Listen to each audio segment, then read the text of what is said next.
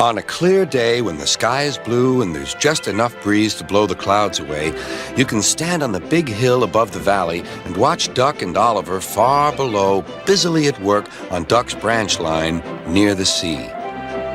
The two engines are very proud of their matching coats of gleaming color. Oliver often talks about the time that Douglas saved him from scrap. If it wasn't for his help, Oliver will say, I might have been caught when I ran away from the scrapyard, and I would never have come to live here on Sir Topham Hatt's railway. The other engines all wanted to know about Oliver's adventures. Amazing, remarked Henry. Oliver, said James, has resource. And sagacity, put in Gordon. What does that mean? Whispered Percy. I think, replied Thomas, it's about being clever and wise. He is, finished Gordon, an example to us all. I'm sorry to say that Oliver became very puffed up in the smoke box. Henry says I'm amazing. He's right. He whistled as he swooshed along the line. One day, Sir Topham Hatt came to see him. You are doing well. Now you must learn how to look after freight cars.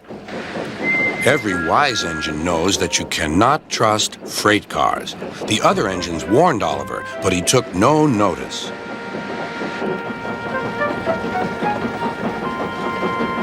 You think I can't manage, he said huffily. Gordon knows better. He says I'm sagacious. You may be good gracious or whatever you call it, but cars can be troublesome, and... Say no more, Duck, interrupted Donald. It's a pity, but the wee engine'll just have to learn for himself. Oliver pulled some loaded cars to a siding and pushed the empties to the chute.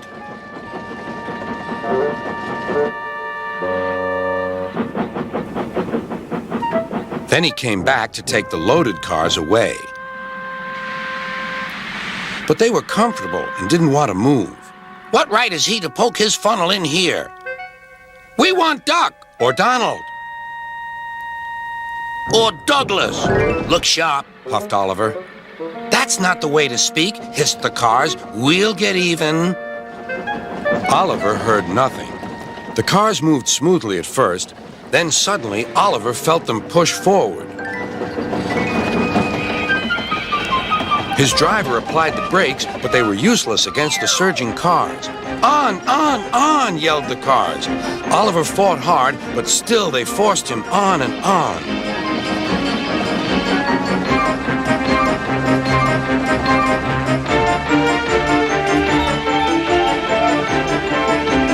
At last, the cars grew tired. I'm winning, gasped Oliver, but it was too late.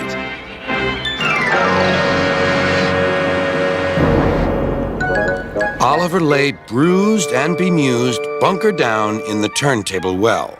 Duck surveyed the damage. Hello, Oliver. Are you being a good gracious engine? Beg pardon, but we really don't like this sort of surprise.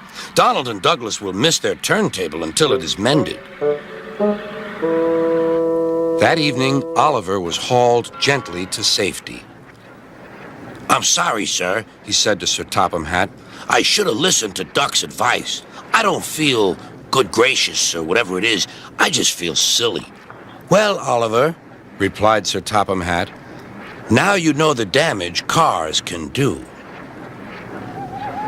Yes, I do, sir. I look like a load of scrap iron. Oh, I don't think so, laughed Sir Topham Hatt. But you do need to go to the works to be mended. The other engines now felt sorry for Oliver. The branch line won't be the same without you, whistled Duck. Come back soon. A few days later, Oliver did come back. His coat gleamed brighter than ever. He was a wiser engine, too, and never made a mistake about cars again.